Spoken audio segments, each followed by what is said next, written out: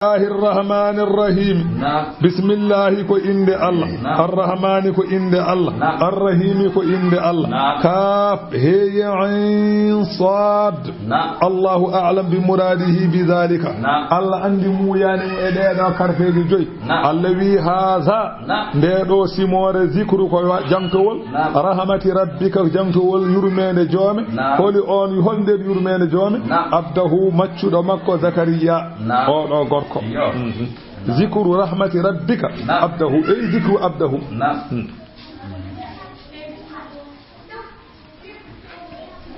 on ɗon ko Zakariya wiyete إذ نادى ربه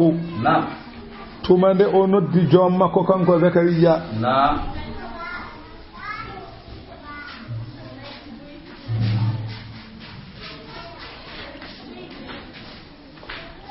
a faami nidaan noddandu khafiyan suudindu o noddi Allah o mañaago dum noddandu suudindu der jamma nde wonno den burata yawde jabede qala o wi rabbi joomam inni min wahana al-azmu min milohi ial minni wahana lo'i al-azmu ial minni ummarade am e giye gonde am de pop lohi an kan woni nayeje wasta ala ra'su kubbi e hoore nde sayban danandi lebi danandi masalan lebam danwi horam de danwi bodo nodduma aywam o inni uridu an ad'uka bodo yidi noddudema te walam akun bi du'aika laataaki walande noddanu mandu ko noddan mami ko rabbi jawam shaqiyan mi wana coydo e ko bennuno kala ko nodduno mami ko benni mi soyatano deke falatu khayyibni fi ma yati hoto soyanam ko jogori arde ay medi nyaagi ma hata soyanam wa inni no min khiftul mawaliya bodo huli bibbe babam e so mi mayi min wara i ciagalam so mi mayi bodo huli hada mabbe welsindade masalan diine l'islam o hono no jiru bani israilen ko madata wa kanat imraati aqiran jom sudam onon ko masalan ko dimaro o jibinta dum non an Allah fa habli rokkam min ladunka ummarade dama waliyan biddo gorko yarisuni mo ene rontami wa yarisu ronta min ali yaquba orana dendangal ko yalte yaquba to bange gandal e to bange annabago fof waj'alhu wan ma an Allah rabbi e joma wan maradiyan ko belado do ma an Allah tabaraka wa ta'ala qala ta'ala fi ijabati bihil ibni ko dabbi biddo o ko Allah ene jaabomo Allah wi mo ya Zakariya ehe ma odo gorko innanu minan nubashiruka e min beltinirma bi gulamin cukalel gorel ngel ene ronta hono ko nyaagida ko cukalel ngel so ngel arwi ismuhu inda maggel Yahya woni ngel wiyete inna ma sammahu bidhalika li anna rahima ummihi huyya bihi ba'da mawtihi sanani o wiyama Yahya ko ranga yumma ko o ko maynodo Allah wurtini dum caggal ne mayde wana yummiraado ko dimara wonno Allah wurtini ranga o biddo o daña hen deke o wiya Yahya ko dum adana mo wiede Yahya abil hayatil qulubi walla ala kanko odo Yahya wadi mo wiede non ko kanko woni sababu wurtingol berde wiya Yahya allazi lam naj'al lahu min badanano mo kanko odo Yahya min qablu ko adini masalan de o jibinte kanko odo Yahya min badanani mo samiyan tokara hay goto medani wiede Yahya so wana kanko kala biyaade Yahya demba ja en foko Yahya biyete bira non ko lelde jibinet ne jibina biya Yahya sabu inniredam dum woni ha joni eden gadari dum kala deddo jibinde so jibini wiye Yahya bel Allah ne wurna qala rabbi o wi jooma anna yakunu li gulamun dañiran mi bingel gore wa kanat latima imraati jumsuda mo aagiran ko dimat wa qad balagtu temi yettima min al kibari to bangene yew atiyan walla utiyan en jangin mabbe enen ko atiyan enen ko utiyan kewde wiide kanko non ko atiyan ko wiete joru anani de masalan anani ka tudi duubi fo en yettima do en dañi duubi temedere e duubi nogas mi dañi do e yubsun e nihayatu sinni 120 sanata en mi ari habi dañi duubi temedere e duubi noga meke wadde masalan sumi jibini ko nayde wonata de on saha ko mi jordo mi yori hankant jom suudam o dañi duubi capande jeenay e duubi jeetete holno min jogori dañde biddo ma hawnoto de maaro kala Allah wi mo al amru al hali tagede biddo e modon kadhalika ko non kala rabbuki ni rabbuka ni jomi wi o wi Allah wi o tagde cukalel e modon ane e yumma ko on neebe tagde on Allah wi aliye dum e dow hoddiram hayyinu ene newi ay hunde tadani hen wa qad khalaqtuka mi taginoma an annabi Yahya an Zakariya mi taginoma min qablu ko adino mi taginoma walam taku shay'an hayhuna aw wanana ko adina tagirda wali idharillahi alqudrati alazimati sabu penningol Allah hoddiro mango go alhama su'ala ko dum Allah lunginiri mo nyaagaade li yujaba bima yudalla alayhi bele o jaabe ko ene tindina e ko haali ko dum don ko sabu Allah yidi penninde hoddiro mudum walamma tagata nafsuhu ila sur'ati almubashshir bihi de fittano makko yidi ko weltinira ko yidi dum joni qala o bi rabbi jomam ij'al li ayatan wadana manene boda andira jom suudam ko reedu qala Allah wi mo ayatuka mande gandirta jom suudu ma ko reedu Allah tukalliman nasa ko da haldata yimbe salasa layalin fodde jammaji tati jammaji tati wiyan poto dirdi a haldata hay goto on sahafa kharaja o yalti ala qaumihi e yimbe makko min al mihrabi to jumato wa kanu yantadiruna fathahu ebe pandino uddirgol makko o wen juulen li yusallu fihi pour be juule hen bi amrihi e yemiron makko ala al aadati kanko wonno almamino aada yaruno o wiata ko juulet be juula on saha e pandimo tan haw ari on saha e ndew yettinde fa o ha o jofi ilayhi ma fewde mabbe wiibe an sabbi won juule o yibe juule bukra tan subaka wa asiyana kikiri juule dum don ko non be mbal ngadorno be juula ko subaka be juule kikiri hada o andi non fa alima o andi bi man ihi min kalamihim salade mo haalde mabbe de ronkude mo haalde mabbe de o andi hankandi hamluha bi haya o andi jom suudu o woni reedu hangan de wonno ko dum wonno malde wa ba'da wiladatihi bi sanatayn tagal yahya jibina ha dani dubi didi qala ta'ala lahu allawi mo ya yahya he ma yahya khudul kitaba jaggu tawreta o bi quwwatin sembe anani dai wa atainahu al hikmata walla wa atainahu al hukma allawi min dokki annabi Yahya annabagu sabiyan gila uma yaray dubi tati wa hananan ko yurmede wonande yimbe milladunna ummara daga amen ga wa zakatan ko sadak wonande masalan annabi Zakariya wa kana walatima kanko e Yahya taqiyan ko kuldo Allah ruwiya annahu lam ya'mal khadi'atan wa lam yahimma biha wiyama kanko annabi Yahya o meeda gollude ko boni o meeda himmande kadi o gollude ko boni Allah rokkiri mo non وبي خذ الكتاب بقوة وبي ومن هنا دو غندتا ينبغي لطالب العلم الجد انا هانني مثلا ابو وغندل الجد صوبade والاجتهاد فيه اتينا ده كلا جانغو وغندل يو تينو يو صوبو ولا تراخا في دلبه وتو نيمنو e dabbogol gandal oto nemno to fa innaka in a'dayta al-ilma kullaka satawi itti al-halima fo aruki gandal ay wa a'daka ba'dahu o wi gandal rukuma yogamu o wi wa in a'daytahu ba'daka satawi itti yogama aruki gandal lam yu'dika shay'an gandal rokata ma haydara ko hoore ma fo dokata gandal on saha wada ko gandal rokuma e mudum so tawi a hokkani hoore ma non gandal hokkata ma haydara so tawi ko cetta e hoore ma dokkuda gandal gandal wi mi jabani sa itti hoore ma fo non a welliti gandal wada ko gandal rokuma non gandal wada kadi ولذا قال الإمام الشافعي ودون إمام الشافعي وبي أخي لن تنال العلم بستة وبي لن تنال العلم إلا بستة a hebirta gandal so wana gede jeegom sa un bika anha mami halanen en gede mukhbiran kumpirda bi bayani e penningolam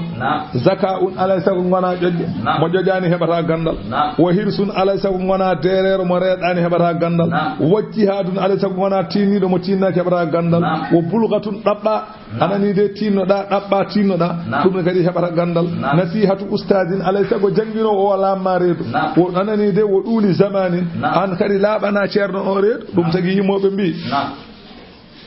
o wi inna tabiba inna al muallima wat tabiba kilayhima lam yansahani idahuma lam yukrama o wi gando janginowo e docteur beedo laabatama reedu abadan don da atinna teddinani be laabatama reedu mbawa sa teddinani be mbawa laabde mas jowum ko andi dejata de wonna teddungal ala so teddungal ala kam min motta gandala nasihatu ustadi wo duli zamanin alaysa ko sada jang alaysa ko njuuta wana tay hitane wota tan jambi a heewi gandal gatata alaysa ko nyiba hen kay ha juuta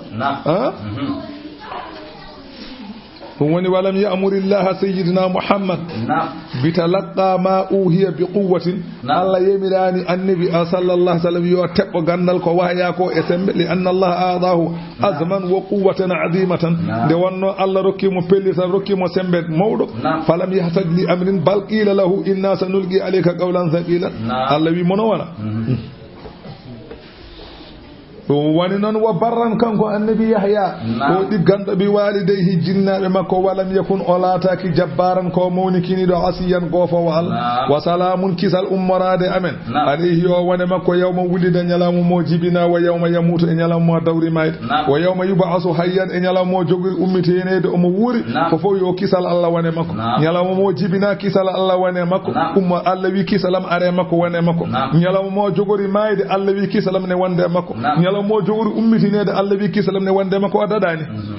o daɗi de o de heɓtatako wadkur jangto fil kitabe e nder qur'ana maryama oɗo gorko idin tabadat oɗo debbo mbiyannomi idin tabadat tumande o woɗɗiti min ahliha e koreji makko makanan nokku sharqiyan bange funnange galle mabɓe wiyama kanko maryama o yalti galle masalan anani de ewa o wonduno ko yummakko cawdiɗo ko jom galle muɗum jom galle yumma ko cawdiɗo no wiyete ko Zakariya ko on o wonduno e wiyama noon won wiɓe noon won defte mbi sharqu o ko sarqu baytul muqaddasi ko baytul muqaddasi juma ka o wonno ka funnange muɗum anani ɗum woni makanan sharqiya wiyama o heɓoy toon a faami fattakhadata min dunihim o jogiti gaga mabbe hijaban ko wiyete wirngallo o yurtiri wirngallo hakkunde mabbe wiyama on saha omo loto ko wiyete fiilayro mo wonduno hen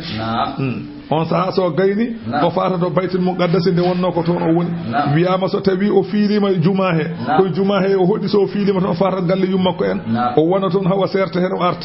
o arta toon so laabi wiyama o fiilima laabi ɗiɗi ko adide o rondoto Isa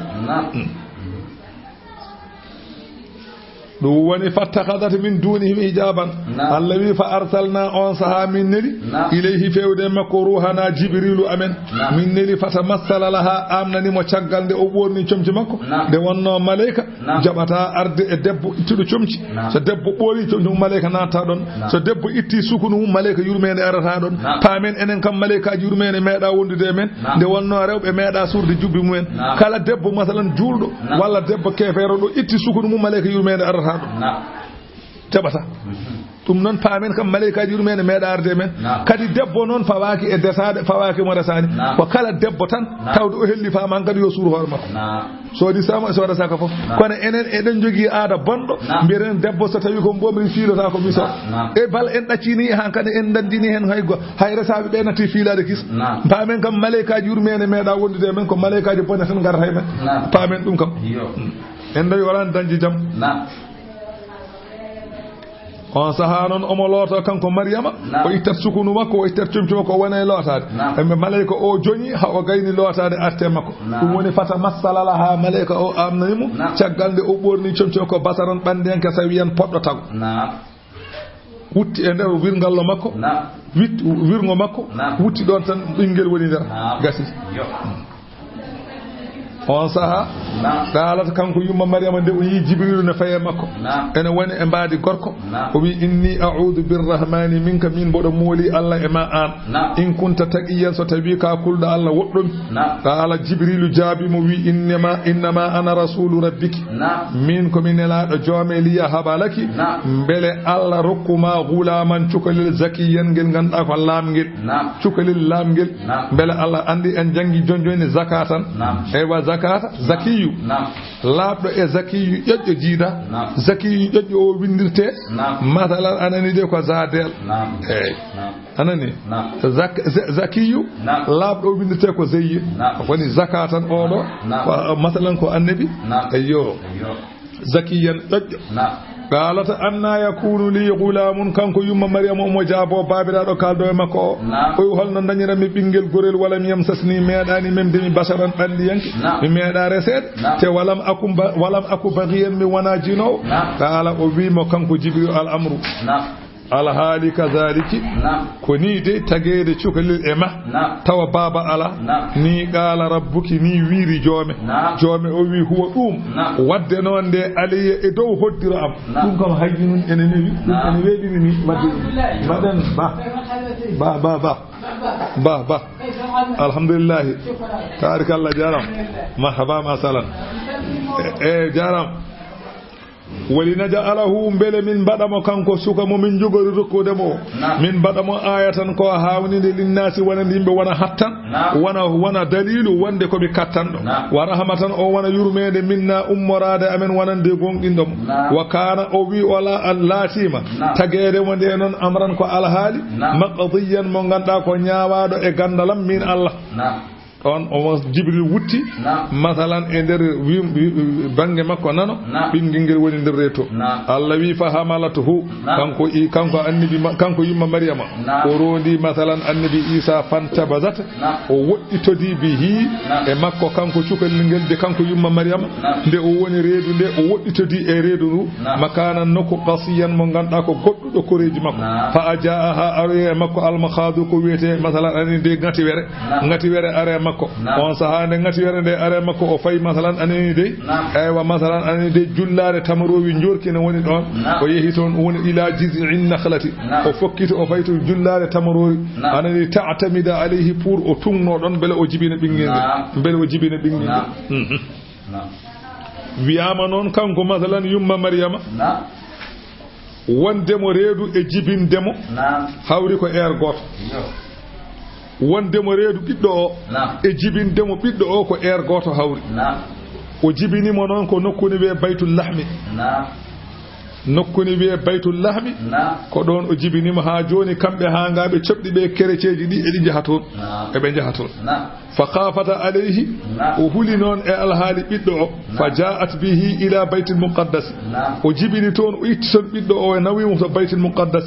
fa wada'atuhu ala sakhratin o fawimo e dow hayre nde wontino kom fan khafadati sakhratu lahu hayre nde lesɗi kala ko wonno e ñargue ɗaati ha wayno bertuni wa hiya al'ana mawjudatun ha joni hayre nde e nan toon ɗo wonno ɗo ene ɗon ha joni tuzaru ene juure fi harami baytil muqaddas e nokkuji baytul muqaddas nan ɗon summa ba'da ayyamin de o jibini Isa caggal balɗe seeɗa ta wajjahat bihi ila bahril urdun o yaade Isa to maayel urdun o fayi toon fa ghamasathu fihi o munnimo e maayel ngel wa huwa al yawmu alladhi yattakhadhu an-nasara en hono kerecieji ɗi ha joni en jogito ɗum iidan ko feete o yusammunahu yawmal ghidati ɓe ginniru ko ñalawma murgol eɓe jogii ñalawma ɓe mutata e maayo kamɓe fof on ñalawma so yonti kala kefereɓe catholique en ɓe jaha to maayo hay soko geɗ ɓe muta hen ɓe mbiya ñalawma on ɗon ñalawma Isa munnano e ndiyam ɓe ñemtina ɗum ɓe cikka masalan ko maayo fof ala ko gon maayo tan ko murgol Isa ngol tan woni murgol ngal kaɓe jara koreloɗe tan bonene naata e mabɓe kono wona hay huuɗe firani وهم يظنون أن المياه في ذلك اليوم تقدست ebe ngaajo wonde din don nyala on don nyalawma kala mayo ene seni e on nyalawma fali zalika yaqdisuna fi kulli ma'in on sa dum woni sababu kala mayo be muta hen e sikkude dum kono wana gon dum benni hankanti wonta watto kebe ha ngabeta ma sa do wana ko e Dakar en adi yedu ma yidu قالت أبيها ليتني هانني نمي كانكو يوم مريم دي أجيبني إيسا دي أبي هاني نمي ميتو ممايين قبل هذا كو أدي جيبين دنجل دو چوكل هاني نمي ماي وكنت ملاتو نسيا منسيا كومي هوني يجيتان إن جنجين مبي ولا نسيا مي وانا نتو منسيا جيجيتان هاني نمي وني نتو ممايا مي واسا جغادي بيدو مي واسا سيبتوري دي انغور نمم ولا مي وانا نسيا غوب هوني نغان mansiyan yejjitaane ne andetaake haaletaake o jibini ɓingel baba ala ko ɗum waɗi mo ngoƴa o waɗi mo ngoƴa o ko debbo ko ɓi moƴƴo o meeɗa reseede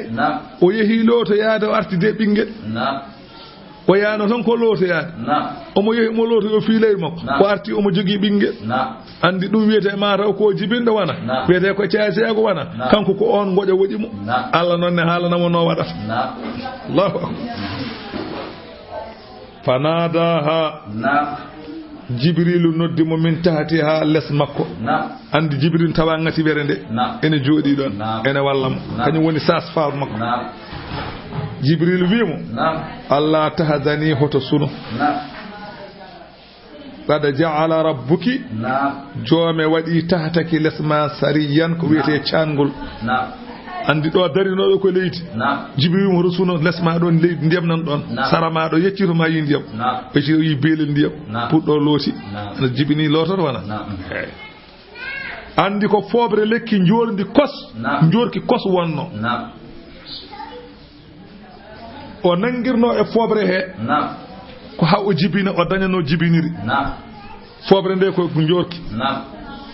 jibril wi ma Allah wi ma wo huzzi ilayki dimbin ema bi jiz'i fobre an nakhlati tamaro tasaqat alayki fukko e dow ma ruda ban kecce janiyan foko kecceta tamaroje kecce ruda ban kecce janiyan ruda ban tamaroje janiyan kecce sede gardi ko ni firdete e so ko no janiyan ko kecce firata ruda ban ko kecce alay sago no wi ruda ban tamaroje janiyan kecce wona sifa de Allah wi mo fakuli nyam e tamaroje he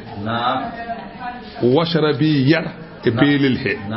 wa qarri aynan ubbin gite ma hoto hul hay hul hoto jew ko wana Allah jew Allah ta fof Allah no hollam wonde ko bawdo ko ala ko runki sabo kanko o wi ko oresaka holno dañirta biddo Allah ene hollamo dum Allah battudo joni jullawe tamarori njorki joni dimbinama heccidi joni tamaroje jalti on kayno wawi rokkude joni neddo biddo on wawa dum ko dum woni ko Allah hollimo do Allah andinimo wonde kanyum woni Allah kanyum wawi kanyum tan wawi bawdo ala sama wana mo wawni Allah wi fa imma tarayinna sa yiyondiri minal basari e bandiyanke ahadan goto so won bandiyanke mo coynida jodo ndeja so won mo coynida fa quli wi inni no min nadartu mi takkani lirrahmani wanande Allah sawman dejjere o sawman wana korko ko dejjere Allah wiimo so won neddo mo coynida ane feema en yidi namdade mo to dañjangel bingel wimo inni nadartu lirrahmani sawman mbiyamo min hande komi takkando Allah dejjere mi haalata falan ukallima alyawma mi haaldata o nyalawma hande insiyan neddanki on sahafa atat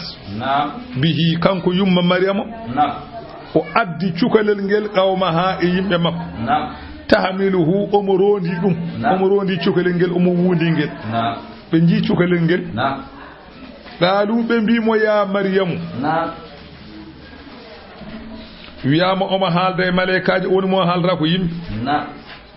o haaldra ko yimbe kono malaikaaji omo haalda e mumen nde o yetti nde be mbimo ya maryamu ehe ma maryam laqad ji'ta shay'an a addi hunde fariyan mawde addi yini bingel ala gorko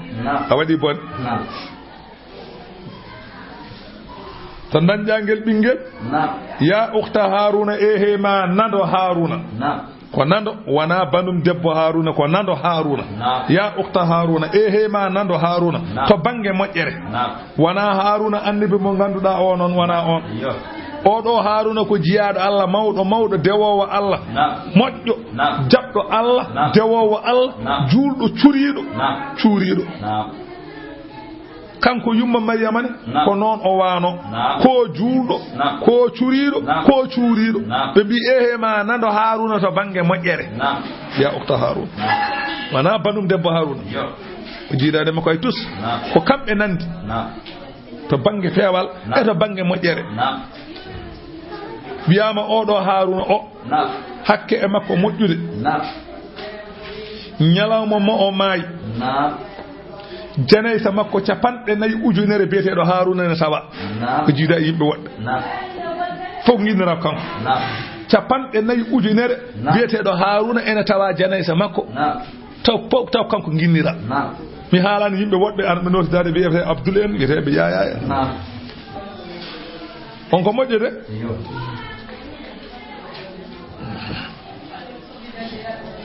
ɓe mbimo ma kana laataki abuki imra'a sawin laatanoki de bamma kam ko neɗɗo bonɗo bamma de wona neɗɗo bonɗo wonno min gandirano bamma bonande de an de sa yirama bonande gandumi jibinani wonani gartude ɓe gone wiide mo noon wa ma kanat laatanoki kadi ummiki yumma bagiyan ko jinowo yummani de wonano jinowo hono najagel ɓinguel on saha fa asharat ilayhi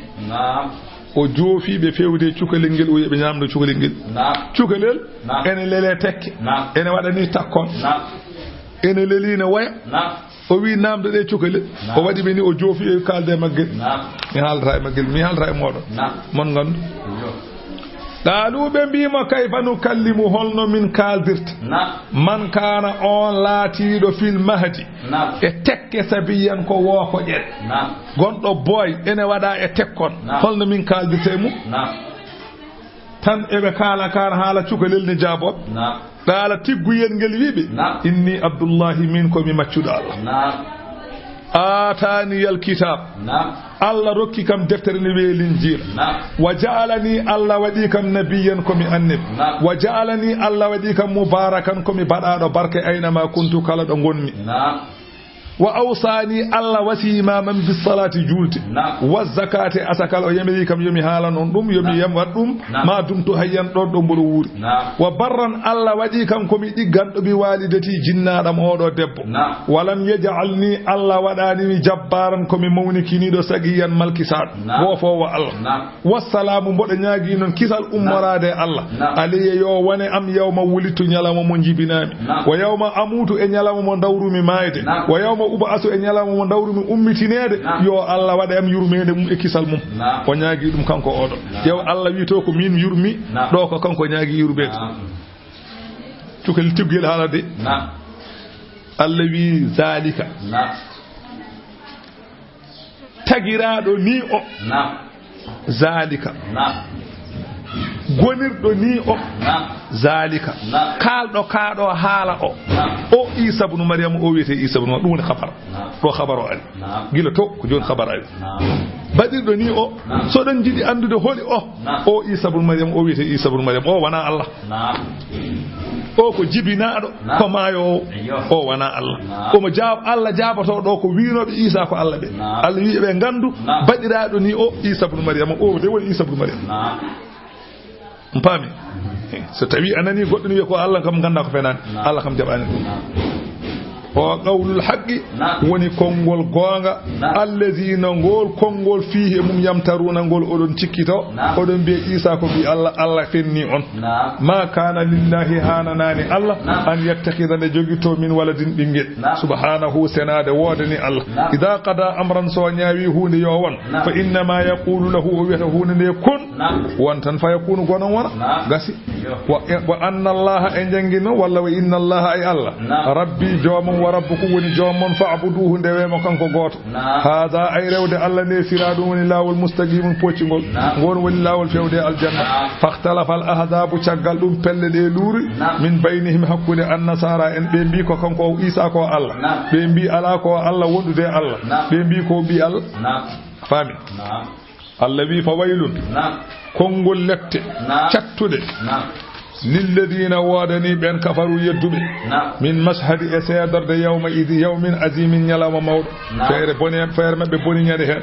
اللي نيرهن أسمع بهم كابيس كون نني بنيرهن كسب كالنا من بنيرتا وأبصر كابيس كويني بنيرهن سب كلا من بنجيرتا أي غاب كلا من بنجيرتا بكالنا من نيرهن نون كابيس كويني بنيرهن يوم يأتوننا يلام مو بنغاريتا أمن تلاخر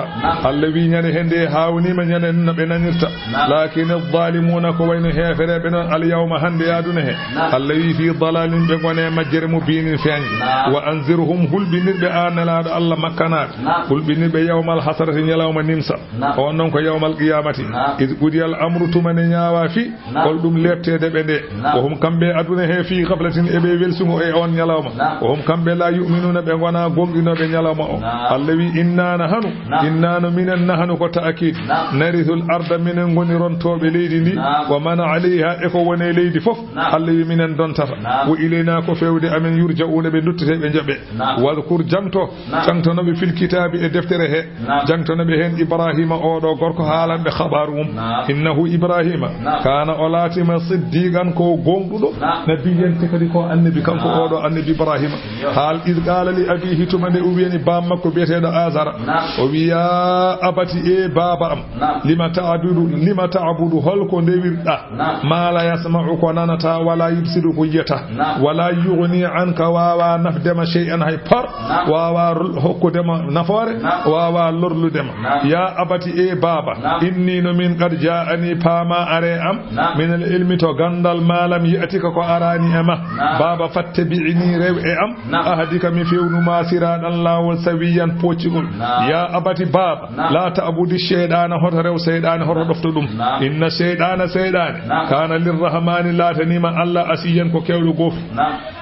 ya abati baba inni no min akhafu burmuli an yamassaka haban ma azabun lati min arrahmani ummarade Allah sa tubani fatakuna la tano dali shaytani wanande shaytani waliyan ka balluka cindurde mu e jeygol kala babirado ne jabo mo kanko ibrahim babirado wima araghibun anta aha an aka ganyo an alihati ga Allah bambe ya ibrahim ehe ma ibrahim an de ka ayida Allah bambe fata'ibaha ada aybina de andi araghib andi raghibu kala de ari an heedi caggal firta ko ganko raghibu firanno ko ndereru kono kala raghibu gardo e arab an heedi caggal firta ko ganko o do ko hente fama la illam tantahi sa wappani an la ko kalata ko la arjumannaka mami wedde kaaje walla mi haalay ma haalaji bondi dum non woddomi koy wahajurni woddomi maliyan dumunna juddo rentomi ala kanko ibrahim o mo jabo babirado biido yo woddudum hade wardemo o wi salamun alayka baba kisal yo won ema ummarade am min kam ala ko badan mami ko bodi sa astaghfiru laka rabbi mami imsinane jomam o innahu jomam o kana latima biido am do hafiyan ko mojjan dumi Allah ne mojjani mi ne feewi so mi noddi dum nototomi wa a'tazilukum mi wappa on mi follo on wa ma tad'una e ko dewaton min dunillahi ko wana Allah wa ad'u min mi rewa rabbi jomam asa ya majo Allah akuna de mi latata ko bi du'a rabbi ko dewan mi jomam ko ya majo mi latata ko hen sagiyan ko mi malki saado hono no malki sorto don de witton jalingeji ni on rewobe jalingeji kon malki saado min non bodo nyaagi Allah bodo jorti ko dewan mi Allah ko mi wanata malki saado falamma atazalahum allawi de woppibe o follibe wa ma ya'buduna e ko be dewata min dunillahi ko wana Allah o woppibe woppi jalingeji bi an zahaba o yehi ila al-ardil muqaddasati fewde leydi cennani hono sham wa habana lahu allawi min dokki woton bibbe dido war hen goto wete ko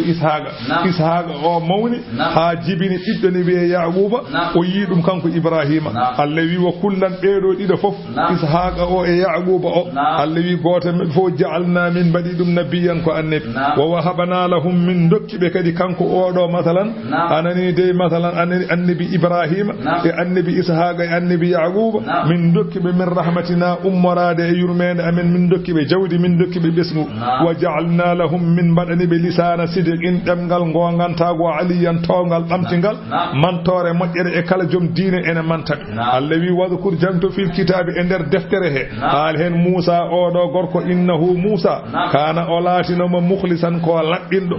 anani ko labbindo walla biya mukhlasan ko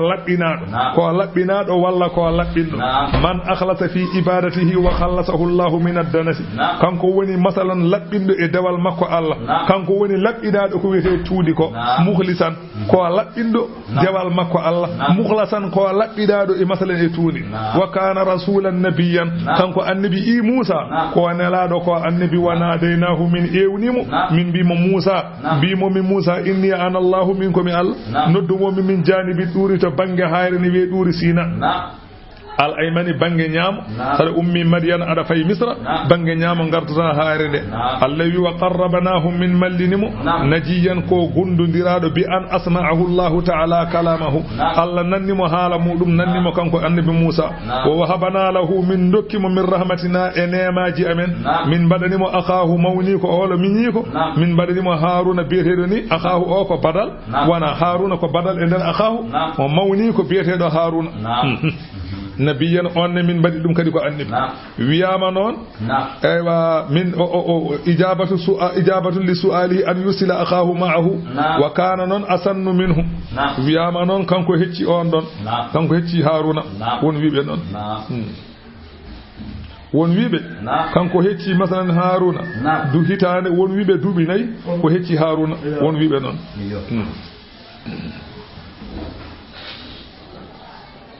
واذكر جانتو كدي في الكتاب اندر دفتره اسماعيل اودو غوركو انه اسماعيل كان صادق الوعد وياما كانكو اسماعيل كو غومدو فودore so fodondiri e ma o wadat lam ya'id shay'an illa wafa bihi o meedani fodde hunde so wana o wadi wantadara min wa'dihi thalathata ayamin aw hawlan hatta raja'a ilayhi fi makanihi wiyama o meedino fandade neddo fodde hitande won wibe ala ko balde tati o mo jodi e nokku o mo fadi neddo o ha neddo o tawi wiyama ko neɗɗo gonɗuɗo fodore wa kana rasulan o laatima ko nelaɗo o nela noon koye leñol ni wiye jurhumu anani de nabiyan kadi ko annabi o nela kanko ko makkatal mukarramati wa kana ya'muru ahlahu o laatinoma omo yamiranno yimɓe makko anani de masalan bis salati e julde wa zakati e askude wa kana o laatima inda rabbihi to joom makko mardiyan ko belaɗo Allah ne welamo o laatima kanko kadi ko belaɗo Allah wadhkur jangto fil kitabi e nder deftere he Idrissa gorko wiyete noon wiyama Idrissa ko tanum annabi Nuhu jibini bam makko won wiɓe jibini bamum bam makko anani de kanko annabi Idrissa wiyama kanko annabi Idrissa Allah wi wa rafa'nahu makanan aliyan wa rafa'nahu min ɓamtimo kanko annabi Idrissa makanan nokku aliyan mo ganduɗa ko tow min nawimo ha asaman nayi ɓijo won wiɓe asaman jeego ɓi won asaman jeeɗi won wiɓe ala o naati aljanna masalan anani caggal nde o meeɗi kaadeki mayde o naati aljanna kanko oɗo annabi anani Idrissa wiyama noon woni sababu yaademo masalan kanko annabi Idrissa aljanna omo wuuri o woni sababu wiyama so tawi aduna o fof rewi Allah ɓamtama dewal mumen Allah ɓamtama toon dewal makko Allah ɓamtama toon kanko ɓuuri hewde baraji aduna o fof kanko ɓuuri hewde baraji joni noon malaykaji gonɗi dow asaman ɗi ɗum haawi ɗumen malayka mayde o noon kañum haaju mum yiɗi ko arde to makko ñalde ñaagui Allah tabaraka wa taala ni yiɗi juurademo fa adina lahu Allah yamirimo yo yaa o juuroyum fa atahu malayka o are makko mbadi bani adama wa kana Idrissa yasumu dahra Idrissa ene horanno masalan ani de kanyum horata tajata falamma kana do waktu idfarihi nde o tajando tajgol yonti da ahu o noddi Idrissa noddi kodo andi kodo so are ma kay haada nya a defade kanko Idrissa o defata nyalawmo o defata sanko jamma o defi jamma non o wi kodo ar kissode kodo wi haari o forsi kodo nyamani yehi ha wani nyalawma goddo nyalawma ɗimmijo kadi koɗo yaltani galle o yani koɗo no yalti saka ñaama passion koɗo koye makko tan wondi eɓe jewtida pottari nyalawma ɗimmijo yonti kadi o noddi koɗo yo arɓe kirto koɗo wi haari nyalawma tata ɓijo yonti kadi wi koɗo yo ar kirto koɗo wi haari balɗe tati koɗo ñamani yarani ɗum haawi mo no fewi o wi koɗo mboɗo yiɗi andude hoɗi an wonano aɗa yaari yimɓe mbaynide mbaɗa eyi koɗo wi ay ana malakul mawti min komi malayka mayde istazantu rabbi mi sakkitinima joomam yo an ashabaka nde gondanmi e ma eyi ko ɗum addanimi arde ɗo min mi wona neɗɗo komi malayka mi ñamata fa qala Idrissa e yo ko an li ilayka hajatun mboɗo jogue ma haaju qala ma hiya qala holko woni haaju ma qala takbidu ruhi o wi jinmi ko tamanami fittanam ndu fa awha Allahu ilayhi an akbada ruhahu Allah wi tam fittanu makko fa qabadaha o tami fittandu wa raddaha ilayhi ɗon bone ɗon tan o itti fittaandu Idrissa o artiri fittaandu e Idrissa fodde tan fa qala lahu malakul mawti malaika mayde o wi mal fa'idatu fi su'alika holko woni fa'ide e ñaagaade ma qabdur ruhi tamede fittan qala li azuqal mawta o wi wadi mi ñaagaade ma ko bele mboda maaya mboda meeda kaadeki mayde ko ummata o fekkungo mum fa akuna ashaddu isti'dadan bele mi laato min buri wawde heblade masalan mi anda mayde no way mi heblano dum qala lahu Idrissa wi mi e joni a jabani kam masalan anede mbodo kono no ha joni mbodo jogi haajo qala ma hiya o wi hol haajo ma o wi tarafa'uni ila samaa'i li anzura ilayha wa ila aljannati wan nar bidi nawami do asamanu mi asamanu didi sa gayri nawami jeygol mi yedum sa gayri nawami aljanna après ngartirani فأذن الله له ألا يمري إدريس ألا يمري ملائكة ما يدعو إدريس فرفعه ملائكة ما يدعو إدريس نبيهم فلما قرب من النار أملي جيمول قال لي إليك حاجة ويمرجي حاجة قد فيودما قال وما تريد ويهلدم ويتسأل مالكا حتى يفتح أبوابها نياغور قام مالك أدت يتسوجي جهنم دي مي يدوم ففعل ونياغي فقال له كما أريتني النار نكولر دامي جيمول ني فأرني الجنة هولرم نون الجنة فذهب به وياده مكو كان فewde aljanna fastaftaha anani o wi malaika deno aljanna uddita nam damude de o udditi fa fataha o udditi abwabaha damude aljanna de fofa adkhalahu aljannata wa nani Idrissa aljanna thumma qala lahu malakul maut malaika maydo wi ay jono ukhruj li atauda ila maqarrik ar yaltu pewta wuro man hankani mi nawtuma fata allaga bi sajratin kanko annabi Idrissa o nangi lekki nan don tan nangi ha tiidi o wi do kay saati mi yaltaani qala ma akhruju minha mi jogalan yaltude do kay horsam bin horama wi ala o wi ala mi yaha hiyo madam yaltude mi ara ha aljanna mi yalta hiyo ko gaddu yen mi do kay mi yaha فبعث الله ملكا ألني لملك حكما نياو بينهما حكون مبه فقال له الملك ملك او اري مكو كانكو ادريس ملك نياو او مالك لا تخرج هل كان ما يلتود قال لي ان الله تعالى قال كل نفس ذائقه الموت الله وينو كلا فيتان كوكو ميدata كاليكي ماي دفا زبته mi meedi dum وقال او بي الله وينو e qur'an ngo imminkum ala e mon onon tagore de illa waridu hasawana ma naat jeygol Allah wi kala ko tangmi ma naat jeygol min mi naati jeygol mi o uddilni kam jahannama mi naati eta suuji di fo mi yalti e joni kadi mi yalta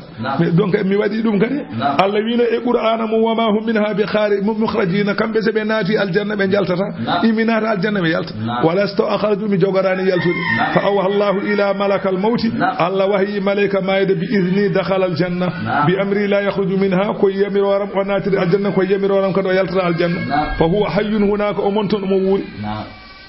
ha joni o monton o wadi mo bosse ya o wadi mo girlago wana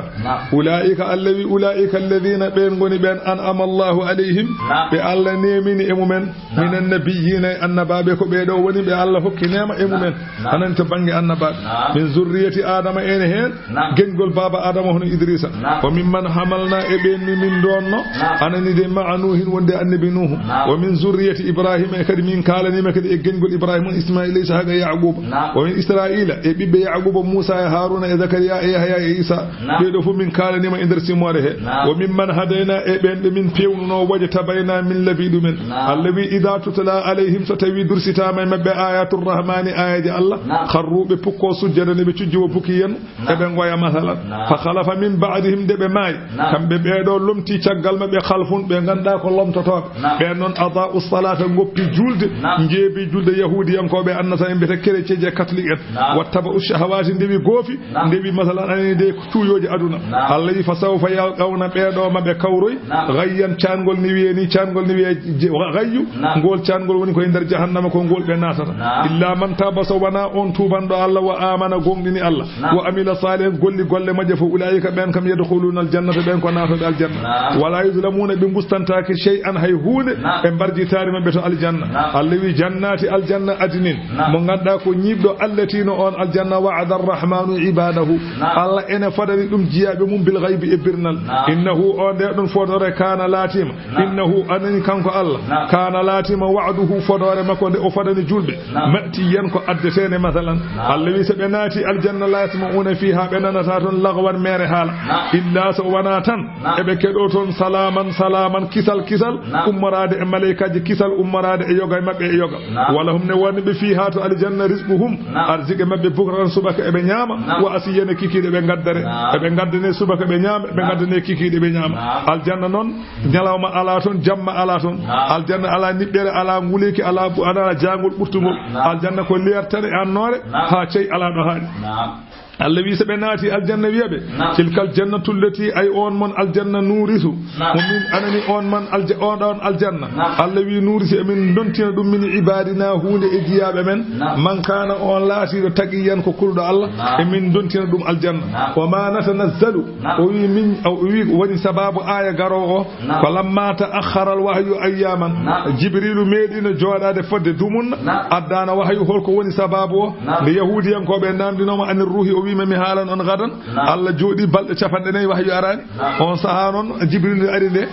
wa jibril nala sallallahu alaihi wi jibril ma yamna'uka anta zurana aksara mimma tazurana ko hanma ngara amen ko buri hewde no gardan amen o jibril jaabi mi wi wa ma nasanzalu min jippata ko illa bi amri rabbika sawana emirore jon lahu ko Allah jeyma bayna aydina ko woni yasa amen wa ma khalfana e ko woni caggal amen fo ko Allah jey wa ma bayna zalika woni hakkunde jamma e nyalama ko ha darga daro ko Allah jey wa ma kana rabbuka la taaki joomi non nasiyan ko jejjito wa Allah yejjitanima Allah woppanima Allah wadani non rabbus samawati wal ardi o wi jeydo asaman jey leydi o ma baynan kun hakkude asaman e leydi Allah wi fa'budhu rewmo wastabir li ibadati mun kadi sadara wa makadi mun hen hal ta'lamu lahu yati ada andani Allah samiyan tokara biyetedo Allah ada andi won biyetedo Allah ne jogi hono nando hal ta'lamu lahu samiyan ada andani Allah tokara ha وقد ورد أن امرأة سمت ولدها الله ويدين وياد دبو غوتو o inniri o jibini bingel tan wi dum Allah o inniri dum ci bingel ngel jeygol ummi do asman yene mum mayde ngel dido burti gadi biida ko ya innir Muhammadu Rasulullah walla ngindira masalan Uthman ibn Affan walla ngindira Abu Bakr as-Siddiq walla ngindira masalan Umar ibn al-Khattab fana Allah jibina bingel tan biya mi wi mo Allah dum kadi haadi lamdam kay nde o inniri bingel ngel Allah tan jeygol ummi do asman ne bingel mayde ngerji dum gasi urti woni hal ta'lamu lahu samiyan yati ada andani Allah tokara wa yaqulu al insanu neddo jeddudu ummital hol on Ubay ibn Khalaf won wibe non won wibe ko Walid ibn al-Mughirata o wi a idha ma mittu la sawfa ukhraju hayyan yati so mi mayi mami wurtine mami yalto modo wuri e gabram ko woni wiide non mo wada sabatas Allah wi o daayi koy Allah wi kanko daayi awala yadhkurul insanu Allah wi mbele neddanki o siftorta annanu min khalaqnahu min tagino min qablu ko adino walam yaku shay'an o wanano hayhude bele yo jew ala ko wonno min tagiba so min bare mo wurtindema kay tiidani fa rabbika mi wodiri joome la nahshurannahum min dindin be kambe yeddu ummital wasayadina e seydeneji bebi ndewi be min dindin min bada be gejjelal gotal min da sabe humma la nuhdirannahum min tawna be hawla jahannama saraji jahannama do hadama be nadde jahannama min gadda be don jisiyan be njuse koppi Allah wi humma lanansi anna min cerdu min kulli shi'atin e kala fedde ayyuhum hol fu e mabbe asaddu burno do sattude min al-rahman Allah iti yan tusal kala mabbe burdo susde Allah mamin gaddan dum mamin cerdube min bada dum bange burdo susde Allah fo iti yan burdo susde Allah min bada dum bange ثم لنحن الذي منن كدي اعلم منن بري اند بالذين ابنهم بغاندا كنمن اولى بها قرب هاندود جهنم سليا نادغول قرب هاند ان ناد جيغول منن بري اندود مامين كدي نانو بدون وان منكم على امودون الا واردها سوانا كلا ندو يو ندو ما ناد جهنم كان لاتيم دوم على ربك اجوم حتما كوكو تنكنا مقضيا كوكو نياوره حتما تيغدود hunden hunde ko udiya bihi koko nyaawa dum maqdiyan nyaawore de ganduda hatman temtunde ko nyaawa koko nyaawa nyaawore temtunde wonde kala tagaado ko nato jengol sa malade sa malka sama na jengol dum ko Allah wi wadi dum wadi gafi a werante ala bimi kana ala rabbika dum don latima e nyaawore jome hatman koko tentina maqdiyan koko nyaawa magdiyan nyaawore ne ganda hatman tengtinade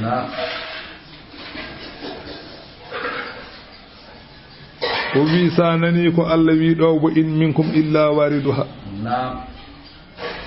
odo ay hulbinide wiyeede kala tagaaɗo ko naatowo jeygol so tawi ka malaɗo ka naatowo jeygol so tawi ka malkisaɗo ka naatowo jeygol oɗo aya omo huɗɗinide kana ala rabbika hatman maqdiya te Allah kadi haalingol konngol kadi o wi kana ɗum ɗon laatima ala rabbika e dow ñawoore jooɗo ko ñawoore maqdiyande ene ñaawe hatman e tengtude naargol jahannama ngol ko ni leeɓol siraaɗi fawi koye dow pom jahannama leeɓol siraaɗi ko pom o fawi koye jahannama a yaata aljanna abadan so wona ndewa e pom he kala neɗɗo koye dow pom he rewata te leeɓol ngol ɓuri leeɓol neɗɗo sewde ɓuri silama welde te deeƴata te hen ndewata paya aljanna mo Allah ñaawi yo naat jahannama o tamno e maggol naata jahannama mo Allah ñaawi yo taccu o ɓenna woni hen ko maleykaji koye juuɗe mum ndewata ɗon ɓenna tinata woni hen ndewa ɗon no puccu mbawgu dogde birdi ɓennoya woni hen no puccu jawow woni hen no sagata bawɗo dogde woni hen ndewra ɗon ene keño ene ñekka woni hen ndewra ɗon ene jaaha yaadu heñiidu woni hen noon ene ndewra ɗon ne pamirta cukalel o ene leggal wona ɗon jiyane waɗa ni ene rewra hen seeɗa jiya cukalel yaɓɓa hen a ɓoye teɓɓita saabu a teskatako cukalel waɗa noon ko ɓen goni natoɓe jahannama yo Allah donde ene bone ɓen ɗum woni naargol ngol koye dow jahannama ndeweten Allah sogo firti ka naati wona summa nu najji Allah wi min danda alladina no ɓen ittagaw hulɓe keeferu wa nadaru min goppa azzalimina heefereɓe fiha e jahannama e jisiyan en gise koppi wa ida tutla alayhim so tawi dursitama e mabɓe kamɓe julɓe ɓe e heefereɓe ayatuna kawniɗe amin o qur'an bayyinatin alhaali laatade ene feññini qala alladina kafaru heefereɓe mbiya lilladina wonande ɓen amanu gonɗinɓe Allah ɓe mbiya ayyul fariqayni hol fof e pelle mbele ko minen walla ko onon kole men hayrun ɓurɗo moƴƴude maqaman jipporgal e hoɗorde awa ahsanu ɓurɗo yodde nadiyan batu mbele ko minen walla ko onon heefereɓe gona e wiide noon julɓe ɓe qala ta'ala Allah wi wa kam heewi ahlakana qablahum ko min kalkuno ko adinoɓe min qarnine leƴƴi ɓennuɗi kom kañumen ahsanu ɓurnoɓe yodde asasan kaake e jawdi wori iyan e yirde masalan daaride kañumen ɓurno yodde kañumen ɓurno fa kama ahlakanahum li kufrihim no min kalkiri ɓeɗo e keeferu men nuhliku haulay no min kalkirta ɓeɗo ul wiɓe man kana fi dalalati kala laatiɗo ene wone majjere arani e oɗo arani kala laatiɗo ene wone majjere e oɗo aduna Allah wi falyamdudu yo wertu lahu wonandemo arrahmanu Allah maddan e bertugol yo Allah wertanmo duuɓi makko o mawna o daña aduna fof anan taw ko istidare ko ɓeynade tan hatta ida ra'aw ha o yiyoya ma yu'aduna keɓe podana immal adaba ma woni lette warede ga aduna ga walla dahede wo imma saata walla darga e nadde jahannam par ce que ya'lamuna maɓe gandu man huwa holi on sarrum ɓurɗo bonde makanan nokku wo adafu maɓe gandu ɓurɗo hen loode jundan manan balla walloɓe konuji beele ko Allah walla ko kamɓe maleykaji ballata julɓe seyɗineji ballata heefereɓe wa yazidullahu Allah ene ɓeydana alladina no ɓen ihtadaw ɓe ganduɗa ko fewɓe limanago hudan peewal wal baqiyatu salihatu keddiɗi ɗi ganduɗa ko moƴƴiɗi hono ɗoftere dewe Allah ɗen kam tabqali sahibiha eɗe keddano joomumen ɗen kay hayrum ɓuuri moƴƴude ende rabbi kadi joomen rawaban barjitaɗi wo hayrum ɓuuri moƴƴude kadi maraddan ko wiyete masalan ruttorde ma yaruddu ilayhi ko ene rutto o fewde neɗɗo ɗum ɓuuri moƴƴude ayta habaram alladina on kafara jedduɗo bi ayatina hono masalan ayaji amen hoɗi on asibnu wa'ilin wa qala o wiyani li khabab bunil arsi sahaba nelaɗo Allah ko miskino Allah ene wiye khabab on ɗon khababu kanko khababu ko tafowo omo tawano walde badri ko miskina Allah ko tafowo wa dhalika woni sababu anna khababan kana sa'iqan wiyama khababu ko tefowo fasagal asi haliyan o tafani oɗo asibnu wa'ilin cakka kange e jabe mum humma alabahu bi ujratihi o wi wonde masalan yo khababu yommo do yo nani yo ubay yommo kanko khababu o wi ubay ibn khalaf yo yommo Ubay ibn Khalaf wi lan agdiyaka hatta tukaffira bi Muhammad o yimi jogorani yobde mo so wana jedda Muhammad faqala khababu jaabi mo wi lan akfura bihi mi jogorani yeddude Muhammad hatta tamuta ha mayde ngerjuma humma tab'asu ummitine da yawmal qiyamati qala o wi kanko khabab wa inni la mab'us min ba'd al-maut bodo jogori wurtinede caggal ne may fa sawfa uudi ka so tawi anani de so tawi mi wurtinama caggal ne may mi fa sawfa uudi ka idha raja'at ilayya malun wa waladun ruji'at ilayya malun wa waladun so tawi mi wurtinama mi tottidama jawdam e bibbam mami yobe jawdima mami yobe jawdima mami yobe yawmal qiyamati so mi tottirama jawdam e bibbam mami yobe o wi la uta yanna ma o totte malan jawdi o waladan biddo o wi mi totte so mi tottama jawdam e biddo mi yomma qala ta'ala allawi bom mataw addala al ghaiba mataw ko jellitido e birnal hawa andi ma o tottiti allawi amittakhadha 'inda ar-rahmani ahada mataw bom ko jogitido sa Allah to ahadi mataw ko wonde o mo tottite e ko wi ko Allah wi kalla ala o jogorani tottitede dum Allah wi sa naftu mamin jamir yo winde ma yaqulu ko halata ko wana muddu lahu min baydanamo min al azabi elette e maddan beydugol ko ngudi boddidi o halata di min bayda e keferu makko ngu yawmal qiyamati lette makko beydo Allah wi wanarisuhu min dontamo ma yaqulu ko halata ko jawdi ndi e biddo o min don tan dum o yatina o aryaay amen yawmal qiyamati fardan ko teldudo o ala jawdi o ala biddo wattakhadhu kambe hefere be makka be jogitima min dunillahi ko wana Allah jalangeji di be jogitima ali hadan ko Allah e be dewa dum en liyakunu lahum bele jalangeji di latanobe izzan ko tefanobe to Allah wonde be mbasa leftede kala Allah wi hadata be leftede ko Allah sayakfuruna mabbe jeddoy kambe jalangeji di edi jogori yeddoyde bi ibadatihim e dewe mabbe de anani de ma jalangeji yimbe ma kanu iyana ya'buduna jalangeji ma bi onon on meedani rewde minni wayakununa jalangeji di lato alayhim mabbe diddan ko walli dibe to bange masalan anani de diddobe beñobe gonta anbe mabbe allawi alam tara bela ayani annanu minen arsalna shayadina minen min ngurti seydeneji di alal kafirina hefenebe ta'uzuhum dillina be fewde gofi azan e dillingol anna arsalna siyadina alal kafirin fa uzuhum azan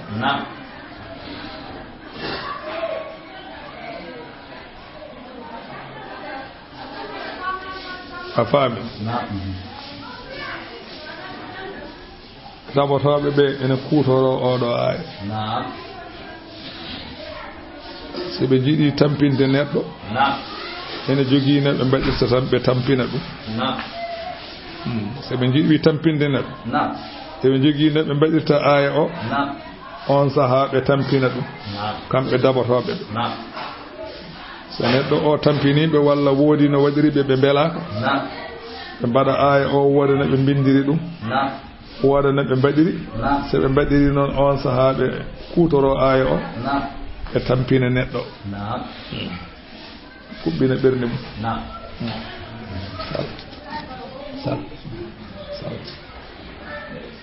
a faami fala tajal alayhim an nelaɗo Allah hoto yaccu e mabɓe e ɗaɓɓude lefte innama na'uddu lahum Allah wi emin limtana ɓe ñalawmaji e jammaji e poofaali addan e limtugol ha waktu leftede ɓe Allah wi udkur jangto yawma nahshurul muttaqina ñalawma min dendini hulɓe Allah ila rrahmani fewde hinrante o Allah wafdan Allah wi ɓe ngara eɓe mbaɗɗi wana suuqul mujrimina min cogga bandiji ɗi ila jahannama fewde jeygol jahannama wirdan masalan ko anani de aywa keɓe ɗomɗuɓe ɓe ngara e jahannama eɓe ɗomɗi anani yo oɗo bamma ko e makisal jigima bab anani ila jahannama fewde jahannama wirdan keɓe ɗomɗuɓe Allah wi la yamlikuna kamɓe yimɓe ɓe ɓe jogo dañata asafa ara tefore illa man ittakhadha sawana on jogitinoɗo inda arrahmani to Allah to ahadan ahdi biɗo la ilaha illa Allah gomni la ilaha illa Allah bi wala hawla wala quwwata illa billahi al-ali al-azim tawmo gomɗinimo golli ko ɗum wonno ko on kam ma Allah dandu ɗum ne jogui tefore wa qalu kamɓe yahudiyankoɓe anna nasara en jogitiɓe wonde malaikaji ɗi ko ɓiɓɓe Allah rewɓe ɓe mbi ittakhadha arrahmanu waladan ɓe mbi Allah jogitima ɓiɗɗo qala ta'ala lahum Allah ne jaaboɓe Allah wiɓe laqad ji'tum shay'an wallahi on gaddi hunde iddande ganduɗa ko fankande mawde takadu ene ɗeɓani as-samawatu asaman o yanfadirna ene ɗeɓa seekade min e konngol bongol ngol kalatol ngol wa tanshaqqul ardu ene ɗeɓa seekade leydi ndi wa takhirrul jibalu ene ɗeɓa yande kaaje haddan e kelgol kaaje ɗe ne ƴeɓa yirbude e konngol bongol ngol kalatol ngol holko woni sababu an da'aw pour tan ɓe noddani lirrahmani wonande Allah waladan ɓiɗɗo ngol ɗon konngol e bonde maggol asaman ene ɗeɓa feecade leydi ene ɗeɓa seekade masalan kaaje ene ɗeɓa helde sabu ngol konngol bonɗon qala ta'ala Allah wi wama yanbaghi lirrahmani hananani Allah an yattakhidana jogitto waladan ɓiɗɗo in ko woni fi walla mbiya in kullun wanani dendagal man fi samawati ko woni asamanuji malaikaji gonde asamanuji wal ardi e ko woni leydi tagore wonde leydi ɗi ɗon fof wanani illa ati so wana ene jogori aroyde arrahmani hinirante o ngara e Allah abdan ko maccuɓe hay huuɗ kala ko woni asaman kala ko woni leydi ma ar e yawmal qiyamati e yeeso Allah ene ngoni maccuɓe Allah ene jenkinani Allah laqad ahsahum wallahi Allah wi tongiɓe kamɓe ɓeɗo wa addahum o limtiɓe a addan e limtugol hay goto mabɓe wawa suuɗade Allah wa kulluhum kamɓe ɓeɗo pop atihi keɓe aroɓe Allah yawmal qiyamati ñalawma darga goto e mabɓe fof ma are Allah fardan ko telduɗo ma are Allah ala ɓiɗɗo ma are Allah ala ballo ma are Allah ala jawdi innal ladina amanu ɓe ganduɗa ene gonɗini Allah wa amilu salih dutti golli golleji moƴƴi sayaj'alu lahumur rahmanu wuddan ma Allah waɗan ɓe jiɗodiral ɓe jiɗodira hono no ɓe jiɗiri Allah ni Allah waɗana ɓe jiɗodiral hakkude maɓɓe في الدنيا والآخرة والتنوين للتعظيم الذي ودن كو ودتن كون ودني كو فور مونين دي ايوا فكلما عظمت طاعتهم كان دفتار مبه دوال مبه الله موني تو الله ازم ودهم لربهم نبه مباوير رewde الله فو be jidere non Allah wali ahbabihi be jidere jidbe Allah wa ubira birrahman li azmi tilka ni'mati o wi faccirama non rahmanu sabu mawnide on ma ni'ma fa innal mahabbata ra'sul iman de wonno adi fof wondi gonɗingol Allah woni hoore gonɗingol Allah fof ko anani de ko yidde wa asasuhu ɗum woni ngorodi gonɗingol Allah ko yidde lima fil hadisi sabu nelaɗo Allah salawi ala la imana liman la mahabbata lahu wawa gonɗinde Allah mo ala yidde kala mo ala yidde gonɗinta Allah faman udiya al mahabbata lillahi wa li ahbabihi faqad udiya khayra ad-dunya wal akhirati kala dokkade yidde Allah kala dokkade yidbe Allah o rokkama moƴƴere aduna e l'akhara bi anna hikmatal mahabbati ijadul khalqi sabu ko yidde hikma mum ɗum addani tagore nde wodde o addani tagore nde wodde ko yidde lima fil hadisil qudsi Allah wi to hadisul qudsi o wi kuntu kanzan lam u'raf mi wonino ngalu ngu andaka fa ahbabtu an u'rafa jidmi andede nde jinnomi andede fa khalaqtul khalqa fa bi arafuni Allah wi mi wonino ngalu cuuɗingu ngu andaka andanoka nde jinmi noon yimɓeɓe jinmi noon andede tagmi tago fa bi arafuni ɓe gandirimi sabu tago ngo hol ngon tago nelaɗo Allah sallallahu alayhi wa sallam fabi bano foti ba ɗiɗi yayi no foti sappo e capanɗe jeetati capanɗe jeenayi e ɗiɗi Muhammadu no foti woni o wi tan fabi o ko abajata sabu nde ɗo tagore woni Muhammad tagmi ɗum nde tagmi tagore nelaɗo Allah sallallahu alaihi wasallam kanko tan tagatmi hooram ko heddi ko sabu makko tagira nde tagmomi kanko nelaɗo Allah tagmi tagore nde sabu makko ɓe gandirimi sabu nelaɗo Allah sallallahu alaihi wasallam ko yidde addani aduna o tagira Allah wi fa innama yassarnahu ay ko min newniri oɗo qur'ana bi lisanika e ɗemgal ma e arab Allah wi min newniri min mbaɗiri qur'ana o e arab wali tubashshira bihi lmuttaqina mbele beltinira qur'ana o hulɓe Allah o tunzira bihi kulɓinira qur'ana o qawman yimɓe ɓe ganduɗa luddan sandalɓe hefereɓe wa kam heewi ahlakana ko min kalkuno qablahum ko adiɓe min qarnine leƴƴi ɓennuɗi saabu fennude ɓe nelaɓe min kalki ɗumen Allah wi haltu hissu mbele ma taw minhum e maɓɓe min ahadin goto won maɓɓe mo jiiɗa aw tasma'u lahum walla ma nanan ɓe riksan ko wiyete sawtu nde kalkumi won maɓɓe nan tan jusa Allah wi fa kama ahlakana ulaika no kalkirmi ɓeɗo ɓennuɓe ni nuhuli ko jogormi halkirde ha ulai ɓeɗo huɗaɓe yeddoɓe ma annelaɗo Allah sadaqallahu al-azim fatiha salat al-fatiha